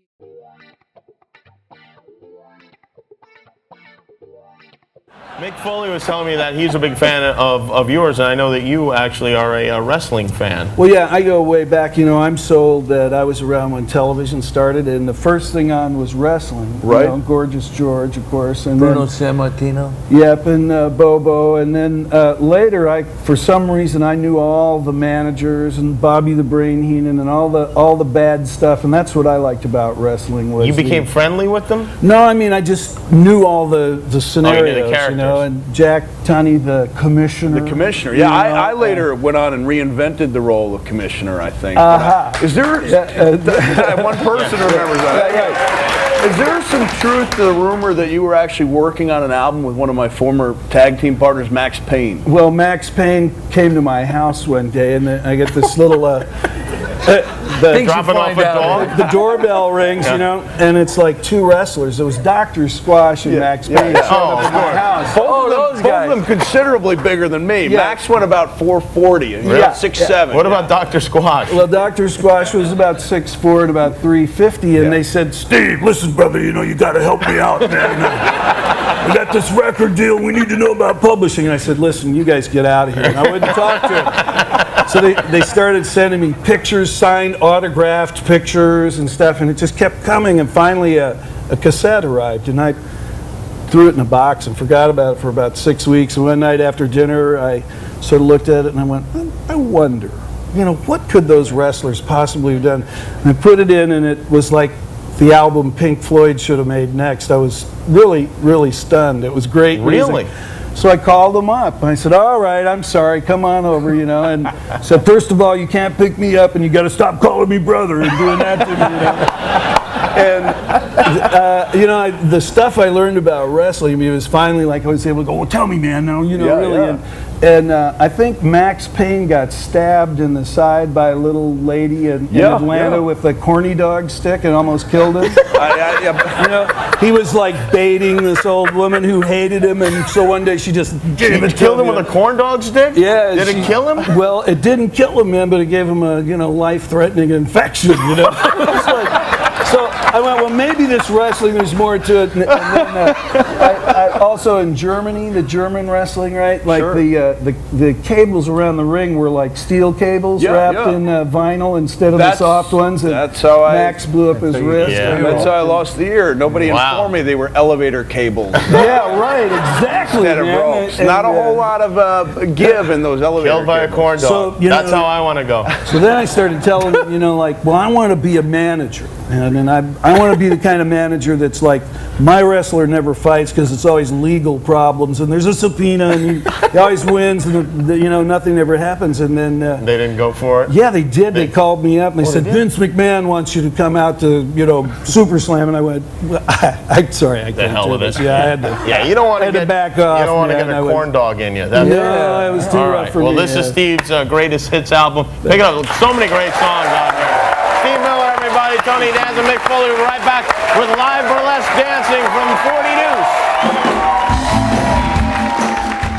I don't need allies, but I certainly, I think my story, what's amazing about my story is, and the movie is called The Thing That Should Not Be, because I really felt like that I was the thing that should not be. Because no matter how hard I tried, I failed at every level. And I have a lot of theological reasons I felt like that. And I had a lot of just painful reasons. And I still have PTSD, obviously, from the fact that I never made it in the wrestling business after that. I was blackballed, and, everybody, all my friends turned their back on me. And I never got another call, ever. Not once. And did I ever get another single telephone call in the wrestling business? Not to work behind the scenes, not to be a creator, not to be musical, not anything, nothing. And it always crushed me. But then, what do you and I've said this, if I was a lesser man, it would have been pretty easy to stick a gun in my mouth. Several occasions I was, when you work so hard to accomplish something and it's completely taken from you at that level, that's pretty fucking hard to reconcile in your brain. And as you can tell, I still suffer from it today. And this movie will be a catharsis in a lot of ways, but it's going to be painful as fuck, because it only confirms everything I'm saying, that for whatever reason, the clique fucking hated me and didn't want nothing to do with me, and was bound and determined to make sure that I didn't continue in the wrestling business at all. And the irony of all of this story is, now with Unreal out there, they've taken, and the most amazing thing about The Thing That Should Not Be is Triple H said to me one day, "Can I carry the camera around today?" And I said, in this scene, I said, "Yeah, as long as I can follow you." And he said, "Yeah, okay." So we take the camera and we come upon Bam Bam and Sid and oh my God, $1 Million Man, and whoever else was in the dressing room, the referee, and they're going through their match, openly going through their match. Yeah. And because Triple H is holding the camera, they don't kayfabe. When I did it, and you'll see in the movie, when I walked through and they're talking about anything to do with the business, they kayfabe me. Mm-hmm. But this is one moment. And so I'm going to make sure Triple H gets credit for being the cameraman during this scene, because it's the one scene where Triple H is now doing exactly what he did in 1995, 31 years ago. Yeah. 31 years ago, he was doing in my movie exactly what he's doing right now. So there you have it, my brother. That's wow. Did Mick call you again after that? Like, was there an apology there, or was it like, here's the tape, you were right, and then that's that? Like, that's kind of that's that. And wow. I wanted to say to him over and over again, Mick, don't you know how much I love you, dude, and how much your friendship's all that ever mattered to me. All I ever cared about was our friendship, man. That's genuinely who I am. Is all I wanted was your friendship, man. All I ever wanted was, you to and I to have, be able to have phone conversations for the rest of our life and talk about the business in the way that, like, he called him, like, in that moment. I do remember him telling me about Hell in the Cell at that moment, and what had happened then and some of the shit that he dealt with. But that was literally the last time I ever talked to Mick. And I, to this day, and then it's funny because just the other day somebody said, yeah, well, Mick's been talking about you guys getting together and doing, a couple of the signing tours together, because people constantly asking, are you and Max ever thought about, doing a signing thing together at one of these shows? And he goes, yeah, he told somebody that, yeah, we're going to do it. Well, I've never heard about it. Nobody's ever called me and said, hey, Max, Mick wants to do this with you. And so again, Mick's actually said some pretty nice things about me. Yeah. But by the same token, it's never been repaired. And that breaks my heart because, like I said, I love the dude and I never wished anything but greatness for him. And he accomplished that. And I'm happy for him. I wished he would have, I would have loved to have had a call from him, Yeah. I mean, I hate to hear that because, like I mentioned in the intro, like me and my brother was a huge fan of y'all's tag team, especially after meeting y'all and seeing you at the house show. And that Spring Stampede match, I mean, we literally watched that thing hundreds of times because it was before its time. ECW wasn't a thing yet. Like, people weren't going up there having the kind of match you guys had. That was groundbreaking on a national promotion like WCW, and we just couldn't get over it. We watched it over and over, and then all of a sudden, Cactus is tagging with Kevin Sullivan, and you're out of the picture. And we were like, because we was like, man, these guys are fixing to be a tag team for years. They're fixing to run over everybody. This is awesome. And then all of a sudden, you're out of the picture. Now, by the next pay-per-view, he's tagging with Kevin Sullivan. We're like, what? Why did they replace Max with Kevin Sullivan? What the hell is this? And we never knew the answer to that till just now when you say that the Cactus was the one that ended it. That's crazy. Mick and I were in the back of a van, going from, it's not the longest bridge in the world, but it's a real long bridge. It goes from New Orleans to St. Charles, I think, Louisiana. Mm-hmm. And we were in the car with Bill Dundee, Greg Gagne, and Mike Graham. Wow. And Mick and I were sitting in the back, way back, and Dundee and Greg Gagne and Mike were driving and up in front because they were office. And Mick said to the office guys, why don't you guys ever give guys like Max and I, a real shot at the title? And I'll never forget, Bill Dundee looked us both straight in the eyes and go, do you two fat, ugly motherfuckers really think that you could ever get over as baby faces? I'll never forget that to this day, man. And I know Mick remembers that. That's one of those moments that we were both like, wow, we're doomed. But then shit started happening. All of a sudden, okay, yeah, we lost to the Nasties there, but I honestly believe that we were, after that, I thought we were going to go for the run. And then I'm pretty sure that after that, that's when Mick left as well. Yeah. I left right after that, and Mick left right after that, and he was trying to go to New York. And like I said, that's when I got to, once I got there, then he called me and asked me to help him. And I just, there was lapses of time in there, obviously. And there's, there's some holes in the story timeline wise that I don't remember a lot of it because I was fucked up too, because as you can imagine, not only was I in a lot of physical pain, I was in a lot of mental anguish at the time too, and was going through hell myself. How I survived it to this day, I don't, I'm very lucky that I'm still here because a lot of my contemporaries didn't make it. And, no, they sure didn't, man. And it's a statement to that. I mean, you're a strong-willed dude, and you're meant to be here. So glad you kept going, man.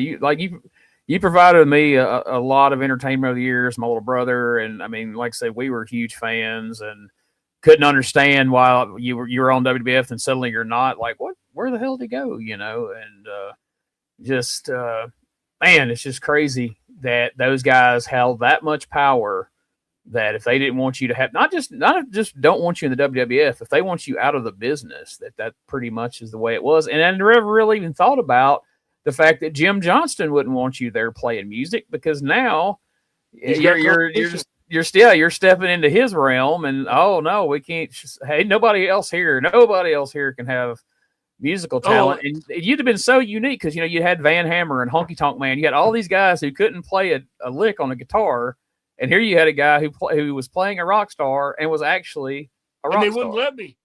And they wouldn't let you. And they wouldn't let me. And so and Jim Johnston, to this day, oh my God, I listened to the things, the tone he was representing me with. At the time, I was like, oh my God, this is so not me. This is so like the whole Man Mountain Rock thing, the tie-dye thing.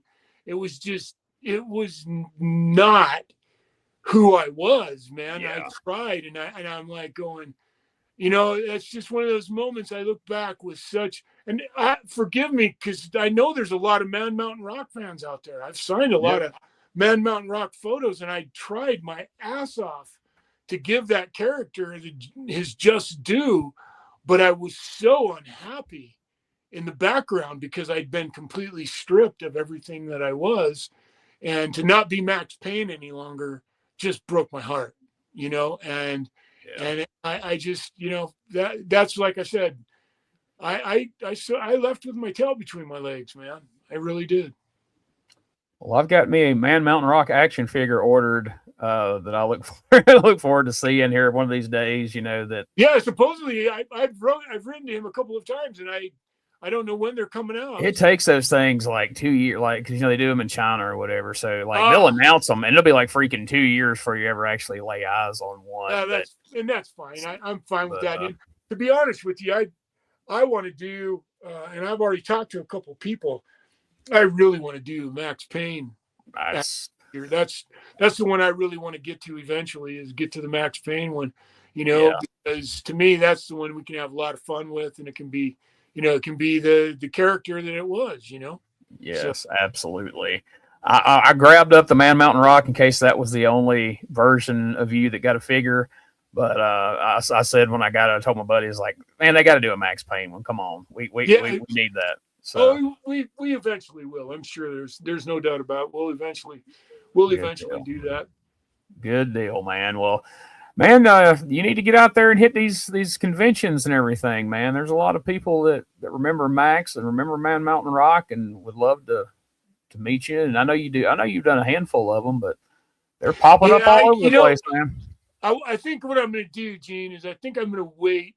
I had a couple offers recently, but I think I'm going to wait until the movie. I passed the movie on because it's really interesting. I know this is going to sound crazy, but it needs to be out of my hands right now. Yeah. It needs to be somebody else's project because I don't want to make money off that movie. I want that money. I want that movie to represent who I truly was at that time. And so people can look at that and go and make their own decisions about who I was and what I brought to the table and did I deserve to be kicked to the curb? Let the wrestling fans decide that, especially when you see the fact that I was doing something that was 30 years ahead of its time. Yeah, that's the thing about it, man. So all through your career, you were always ahead of the curve, Yeah, well, the guys at the top, they didn't treat me like that. They treated me like I was a fucking doofus and just a fat kid trying to make it in the world of bodybuilders. But the truth of the matter is, conventions are pretty hard for me, man, because so many people have turned their back on me. That's true. It's not just the fans you're seeing. You gotta see all the other guys as well and be like, hey, what the fuck, man? Like, yeah. What? That's why I'm excited for the movie to come out, because now you can't. The great thing about the movie coming out is you can't use the excuse. You can't blackball me any longer because the movie's now been exposed by the business itself. The movie's now, the business has now been completely and utterly exposed by Triple H and by the WWE. They've completely and utterly exposed the business completely. And, they don't give a shit. They see that. And because the truth of the matter is, that's where the business has evolved to. It's really funny. I saw the thing about when Kevin and Scott and Triple H and Sean were in the Madison Square Garden, and they exposed the business. Yeah. Yeah, I did that. That's what my movie did 20 years before that. And that's the part that that's the part that they were working towards. Now they take the credit, and honestly, they have to, because they're the ones that did it. I'm a nobody, but that's what I was preaching for from the beginning. I sat in Vince's office and said, Vince, until you completely expose the business and give people the complete confidence to willingly suspend their disbelief at the door, like they're going to see a movie, and let it be wrestling entertainment instead of a sporting event. Yeah. It's never going to happen that way. Until you actually turn it into pure entertainment, the wrestling business can't go to another level. And I think there's another level it can go to, but nobody's seeing it yet, and yeah. I've talked about that in the past, and I'll talk about it more, but I still think there's another level the wrestling business can go to. And until they decide, they're willing to take that next leap, it won't happen again. Maybe someday somebody will have the courage to take the next step in the wrestling business. Yeah, it's going to have to eventually. But, well, man, this has been great. It was everything I hoped it would be, and then some. I appreciate your time. Would love to have you on again in the future. There's still some more stuff we can dig into, but I don't want to keep you all night. But well, you know what? Why don't you just, if you ever need a guest, I do a lot of other shows right now. That's one thing I love doing, is I love doing this. And if a guest cancels on you, you need somebody at the last minute, and you want to just call me and go, hey, Max, you want to come do a show? Really, seriously, Gene, I really enjoyed, you're one of those, you're beyond a fan, man. You're one of those guys that, that any true performer dreams of having somebody as loyal and faithful as a fan like you. So, anytime I can help you out, if you ever need my help and you need a show, you want to talk more about, anything, another 2 hours, man. Hell, right now, brother, we haven't even scratched the surface. I mean, exactly. I could sit and talk to you for another 3 hours, and we don't want to do that now. We'll bore everybody to tears. But if you ever need another show in the near future, whenever, you call me. For sure, man. I'm definitely going to take you up on that. And yeah, man, send me that clip, and I will get it out on my YouTube channel and spread it around. And when the movie comes out, I will definitely send me your email. All right, I will. Send me your email address, because that's the best way I can send it to you. It's in my Dropbox, and so I'll just give you access to seeing it in my Dropbox, and you can download it. And like I said, and you can attach, if you want to, you can edit the story that I just told you to it. Yeah. So here's the proof. Yeah, I may edit that in, because this show won't come out until next week. So I actually may edit that into this show and that would be as awesome. a separate clip too. That'd be great. That would be fucking awesome, dude. So like I said, brother, you need anything else from me? Like I have the national anthem. You can probably find all that. The national anthem piece. I didn't realize I'd played the national anthem one other time, and I just got a video of it, and I was so happy about it, because I forgot that I actually got to play it in a dark Royal Rumble. I played it in the dark before the show hit. Oh no! And then somebody got you a tape of that? Yeah, but it's like somebody's living room looking at their right. One of those old big screens that had the 3 tubes in it, Yeah. But it's horrible. But to know that I actually did that's amazing. And there's another video clip I played one other time in the WCW, which is amazing. believe it or not, I only played in the WCW, I think 4 times. I played the guitar in public. Yeah. And so, anything I can do to help you. If you need anything, clips, pictures, anything, just let me know. Does that album live anywhere? Yeah, that album. Oh, I'm glad you said that. Thank you. Let me just finish the story on that. Yes. So now the album is the soundtrack for The Thing That Should Not Be. Okay. That's why I wrote the album. That's why I wrote all that music and was preparing, and it's funny, when I told Vince I was going to take that movie and go shoot that movie, I knew right then that all the music I'd just written was going to be the backdrop for The Thing That Should Not Be. So when The Thing That Should Not Be comes out, the guy that's producing it now and going to be the guy that's taking care of all of that, there will be a CD and there'll be access so that you can go download the whole album. I have a few things I'm going to finish on the album, just little things I want to finish before it actually finally gets released. And then I'm in the process, in the very near future, I'm going to finish. I'm building a studio in my house, and I'm going to start doing stuff from my studio. And I really do have tons of music, and I've got a couple of guys I'm working with that I'm really excited. I'm going to start. I want to release a couple more albums too. So yeah, so there'll be other stuff. There'll be other stuff on its way. And I, like I said, Gene, I really think the world of you, man. And I want to stay in touch with me, please. Yeah, man, absolutely, man. Like I say, I'm a huge fan, and cool to find out you're a great guy to boot. So absolutely, man. We'll work together on some more things in the future, and there's definitely plenty for us to talk about. So we'll be in touch, man. But yeah, I'll get that email address to you here right after we get done. Okay, my friend. Thank you very much. Thank you, Max. Have a good one, brother. Oh, thank you.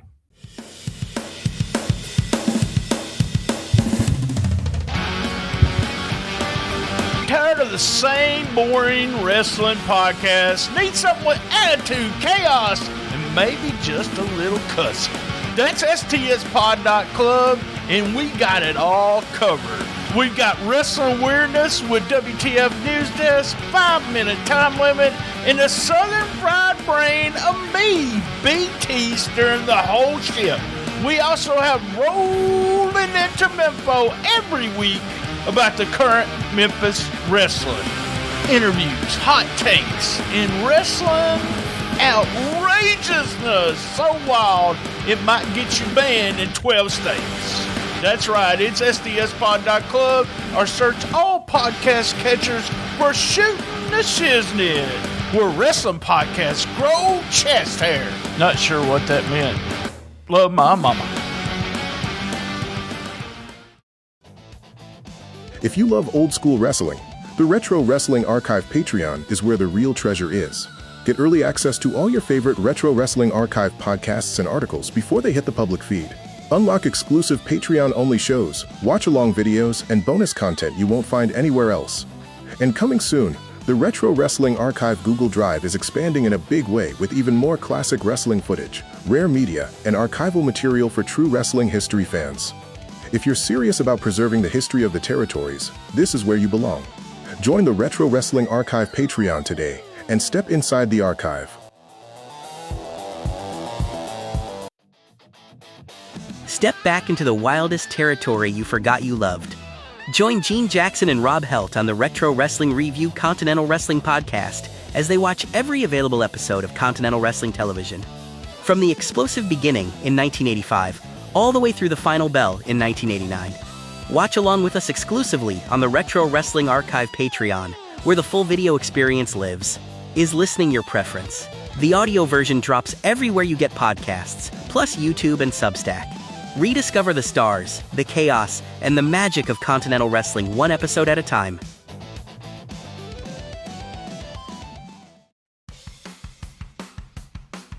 Memphis wrestling changed in 1998, and now we're going back to relive it all.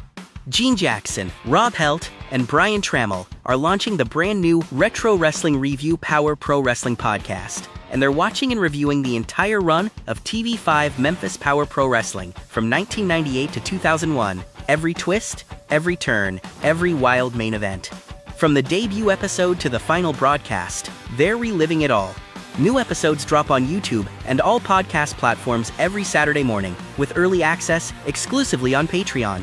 And it all premieres Saturday, April 18th, 2026, exactly 28 years to the day Power Pro first hit TV5 in 1998. Power Pro is back. Well, sort of. Follow us over at facebook.com/retro wrestling review and follow along with us. We'd love to hear your thoughts as well.